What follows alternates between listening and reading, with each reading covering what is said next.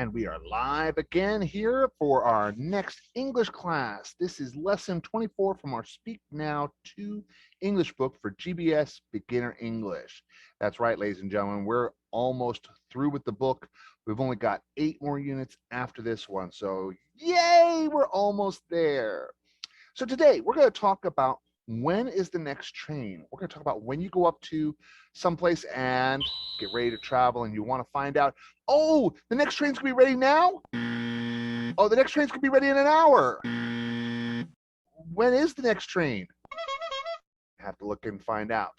How you travel can be a lot of fun, and finding out some information from the tourist agents and from the places where you're buying the tickets can be very, very important. All right, so ladies and gentlemen, let's get started and talk about traveling by different ways. Now, some things are part of what we travel. We have to pay the money, we got to get our tickets.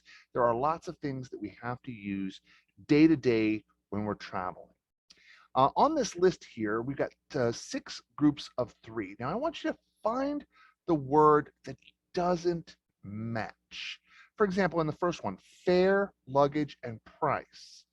The fare and the price are basically they're synonyms for how much money you're going to pay. Whereas your luggage is something that you're going to carry with you or carry things that you're going to need. So which ones are, it does not belong with the list? A one-way trip versus a round trip or a terminal. These are all different things that we will run into. Try to do your best to figure out which ones don't belong. Be careful, there can be more than one way to interpret the list, and there can be more than one way to eliminate one or more things from the list. Be creative. Don't think of just, well, this one doesn't match the list. For example, if I was looking back at fare and luggage, I could eliminate luggage also by saying, oh, there is no letter R in the word luggage. Or I could eliminate price because there's no letter A. There are more than one way that you can eliminate that, but give the reasons why you would do that. But luggage is the most obvious way to do that. All right. Now we're going to listen to a conversation between a tourist and an agent, and they're going to be talking about buying tickets and what they need to do before those tickets and that train leaves. Hello. How much is a one-way ticket to New York City? It's $86.50. And when is the next train? It leaves at 7:15 p.m. That's the last train of the day. Okay. How long does it take to get there? About 3 hours. It arrives at 10:20 p.m. And where does it depart from? Platform 4. Would you like a ticket? The train is leaving soon. Okay. So now, one of the things that they ask is that usually the price. And if you're walking up and you're going to talk to the teller and ask for information, you should have an idea that you're going to probably go ahead and buy the ticket. It's okay to ask them questions and then have to come back later. That's perfectly fine. But remember, be nice. Always be nice. Don't be rude to the people, even if you're in a hurry. Slow down. Be nice. Ask the polite questions. Don't try to make them feel bad. They're going to be dealing with lots of customers. Don't be that customer that they're going to talk about later tonight with their boyfriend or their family. Oh my God, I had this one customer that he was just a nightmare today. Because you know, if you are rude, they are going to talk about you. And in the 21st century, you're probably going to see yourself on YouTube if you do something like that. Don't believe me? Just look them up. All right. So we're going to look at that conversation again. Now, we're not going to listen to it, but look at that conversation again. There are some different things you could put in there. The difference between a one-way ticket and a round-trip ticket. One-way tickets are usually cheaper, but a round-trip ticket means that you're going to go and you're going to come back. Sometimes you can buy 2 one-way tickets, especially if you're going to travel in that place. For example, The trip that I want to take in China, I want to take a trip from Busan and travel to Shanghai, then start taking the train, go from Shanghai to Hong Kong, then take the train all the way to the north, see the most of the country along the way, and finally finish up in Beijing and take an airplane to Seoul. So I will only need a one-way plane ticket from Beijing to Seoul. I'll take a boat to China and then take the trains around. So you can buy a trip where you're going on multiple places and you're going to buy one-way tickets from one place to another. One-way tickets are generally more expensive, but a round-trip ticket, you can get both parts of the trip, maybe cheaper, maybe more expensive. It'll just depend on when you're traveling and what's going on. Now, avoid peak season. I learned this the hard way, taking a subway during Chuseok one time. I got as far as Chonan and I could not for the life of me get back to Asan because it was Chuseok and all the trains were full. So be sure to plan your trip carefully. Best days to travel: and don't travel Friday, Saturday, Sunday, or Monday.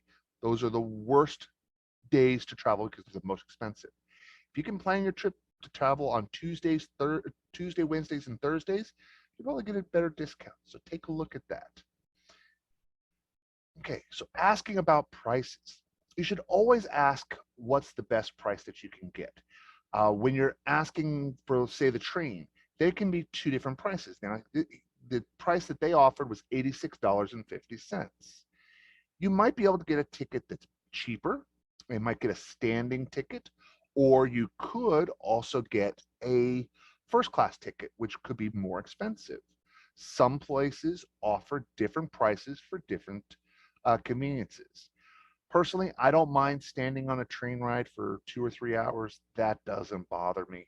I used to travel to Seoul most weekends from Asan by the train and used to do the standing train. This was before the subway came out here. That's how long I've been here, yes. But you can find different things. Also asking, when does something happen? It may happen in an hour, it may happen in 2 hours. You never know. Most of the time, though, I am going to recommend look for an information board. Information boards will give you most of the information that you're going to need. While you're there, find out the information before you talk to the teller. They can tell you specifics, but if they start working on your specifics, please don't be rude to them. As I said, be nice. And then where things leave from. If you know where it's going to leave from, then you know how to get there and you're ready to go. Okay. Now, I want you to listen. We're going to listen to these three different conversations. Now, there's 4 choices here, but you're only going to need 3 of them. Which are they talking about? 1, 2, 3, a bus, a subway station, a train station, or an airport. Which 3 are they going to need for their transportation? So take a listen. Number 1. Next, please. Hi, how much is a one-way ticket to Paris? For the next train? A single or one-way ticket is £58. It leaves at 4:10 p.m. Okay, I'll take it. How long is the trip? 3 hours. And do I leave from this station? Oh no, you depart from Waterloo Station. Do I have enough time to get there? Oh yes, it's only 4 stops away. Here's your ticket. Thank you. Number 2. Here you go. Thank you. Any bags? No, I'm just carrying this. Just a moment. Oh no. I see the flight is going to leave late. How late? Only 1 hour. You will leave from gate 16. I have to transfer in Mexico City. Yes. You will still make your connection. Oh, good. Well, thank you very much. Excuse me. Don't forget your boarding pass. Number 3. Can I help you? Yes. One ticket to Ottawa, please. One way? Okay. Are you leaving today? No, it's for August 30th. I'd like to leave after 6 p.m. Because it's more than 21 days away. You can get a discount. The fare is $47. Canadian dollars, of course. Great. The bus leaves Toronto at 6:30 p.m. and arrives at 11:55 the same evening. That's fine. Do you know the platform? No. That's a month away. I suggest you check the board that day. Of course. Thanks very much. Now, the man not knowing what platform the bus is going to be leaving from, either it's a very small town or he doesn't really understand the bus schedule. Most buses around the world run where they're going to be leaving from one place and going to another one, and they end up on a very fixed schedule. So they usually leave from the same places. And what I mean by that is if you go to, say, Chonan, the Chonan bus terminal, they usually leave, the buses park and leave from the exact same places every time. But if you go to the Asan bus terminal, they don't. They go from different places, just whichever buses come in, they park and they leave at that time. The buses will change. So depending, if it's a big place, it's probably going to be a set place to go, or a smaller place, they may not know where it is. Now, if they don't really know it and it's a big place, they probably haven't been working there that long. So be careful with that. When you're traveling, knowing the transfers, if you're traveling during the peak seasons of the summertime, usually you're not going to have any delays in your flights because of weather. But if you start traveling in the late fall, winter, and spring, early spring, you may run into weather problems. So it's always a good idea to book your transfer with a little bit of extra time, because you never know when you're going to need an extra 45 minutes. Sometimes when a flight has been delayed and there's many people who are making the transfer, sometimes the airline will wait for you. When my wife and I went to America, we ended up having a flight transfer that we transferred in Canada to another flight, and they held the airplane for us because there were about 10 of us coming from one airline, going to one flight coming in to another one, and we had been delayed by an hour because of weather.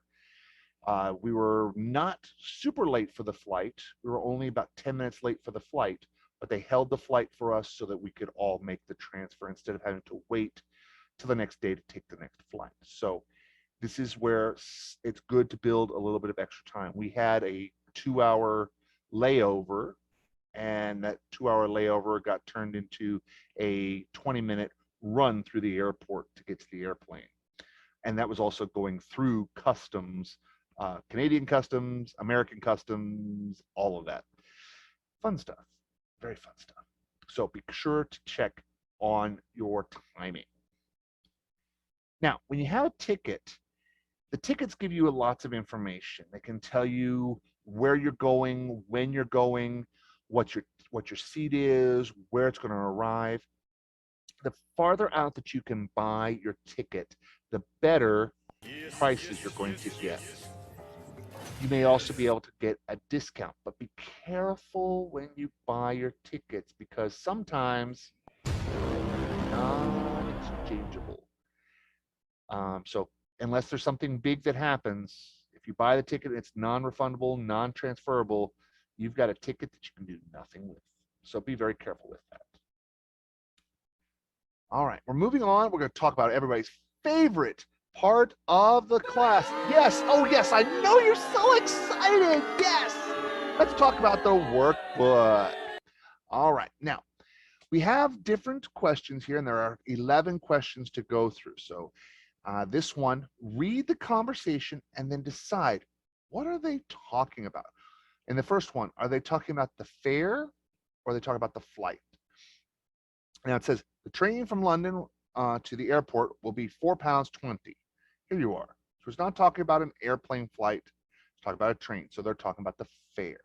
Use your logic, find out what it is, and circle the correct answer. All right. Now, this is the second half, 6 through 11. So 11 questions, all asking the same thing. Read the dialogue and then decide what they're talking about.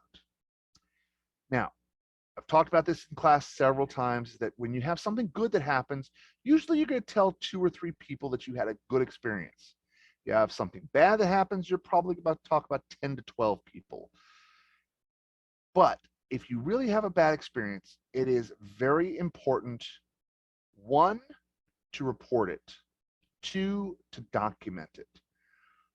If you are having a bad flight or bad travels or bad service, make sure to tell the manager. If the manager does nothing about the problem, then make sure you write down their name, where you're located, record conversations if you have to, and submit that to the company.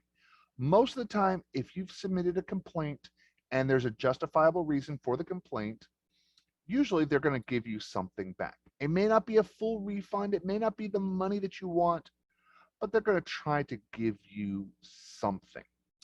Also, when you have overbooked flights, which do happen, you may have people who offer you, hey, can I offer you another flight at a different time and some compensation? Don't let them offer to move you to a later flight without giving you compensation. They have to do that. They have to give you some kind of compensation, either money or a food pass or something. And most of the time, they're going to offer you some pretty good money. I was offered $500 to delay my flight coming from America one time, and I was, yeah, sure, I can do it. I'll delay. I'll stay for another 3 hours. I'm not in a particular hurry to get back right away, so I delayed for 3 hours. Got on a flight, had a much better seat, had $500 extra to my name. And it was great. So if you get a chance, take it. If you have the time, make sure you get it. So let's listen to a letter that's written about a terrible flight. Now, this is the old style of formatting a letter, and this is when you write a physical letter to a company. And when you write a complaint, it's a good idea, 1, to send an email. That's okay, but you're not going to get anyplace. But if you send a physical letter, then you're probably going to get a better response. But you should always include the address of the person you're sending to at the top of the letter and your address at the bottom of the letter. Contact information, always important. It's something that's not taught in books very much anymore, but it's an old format and you should use it. So it says, a terrible flight. Brendan Young, customer service, Airlines Singapore, October 23rd, 2012. Dear Mr. Young, usually in a letter, you're probably not going to start off with Dear Mr. Young. You might say, to Mr. Young. I'm writing to request a refund for my last flight on your airline. The trip was disastrous. I was at the gate very early, but no one was there to help passengers. When someone finally arrived, the boarding area was very crowded and disorganized. We boarded the plane an hour late. Then we sat on the plane for 5 hours. The flight only takes 45 minutes. They did not let us go back into the terminal. The bathrooms were broken, and we didn't have any food or water. When we arrived in Bangkok, we were hungry, thirsty, and unhappy. My luggage was lost. Now I'm sick because the woman next to me had the flu. I'm sending my ticket with this letter. Sincerely, Ted Burnman. Now, sending your ticket is not a bad thing, but it's almost better to send a copy of your ticket and keep the original ticket yourself. And the reason you keep your original ticket and the letter is so that if they don't do anything, then You know, you've got something you can come back to and look at later. And also you have something you can send on if you have to. But either send the original or send a copy, but keep one so that you have it. And also, when you're sending a letter like this, be sure to send it registered post. What does that mean? That means a registered post means that when they get the letter, someone has to physically sign to receive the letter. And then you will get confirmation that that letter arrived. And this is a good way to say, when they say, "Oh, we never got your letter," and you can say, "I'm sorry, I have confirmation you received that letter on November 13th. That letter was sent out on November 7th. So I know you have it. And today is November 20th, and you have not gotten back in touch with me. You need to do something to talk to me." This is something that can happen. And most of the time for customer service, they're going to help you. They'll probably help you because it's cheaper to give you something for free than it is to get bad publicity. All right, so then answer your sentences for this little article. Last, have you ever had a bad flight? Whatever happened? I've had bad flights several times. One flight that I took from the United States, I was on a flight full of babies. And this was New Year's Day, and I was on a flight with 12 upset babies. As I mentioned in the previous video, one of the problems when a baby flies is that they can't adjust their ears as easily. And if you've ever had your ears that are uncomfortable, it's very difficult to rest when your ears are not comfortable. So that was why the babies were very fussy on that flight. Fortunately, I had headphones and was able to tune them out mostly, somewhat. Not at all. It was a very long and very uncomfortable flight. But I made it back home and we dealt with that afterwards. But being on the flight, what kind of things do you do? What kind of flights do you prefer to take? You can talk about where you like to sit in the airplane. Personally, I like to sit in the exit rows because I have very long legs.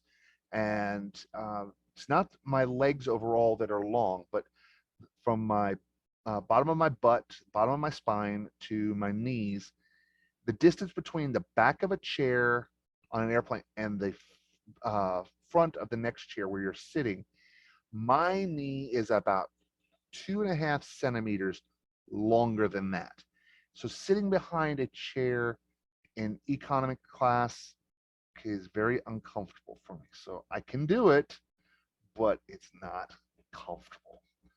So what are some problems? So write a letter to complain about something bad that happened. If you've had nothing ever bad happen to you, hey, congratulations, just wait. It's gonna happen to you.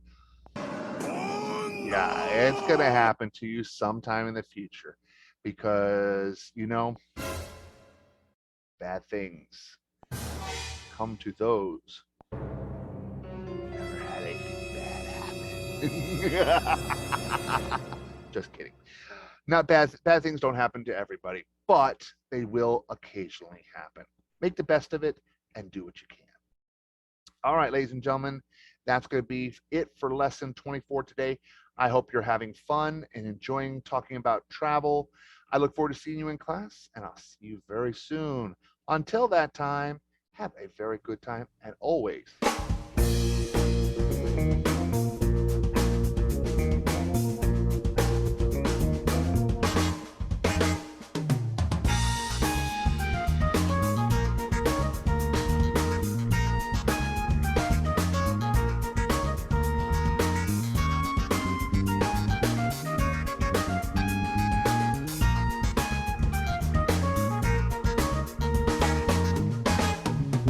Oh, God!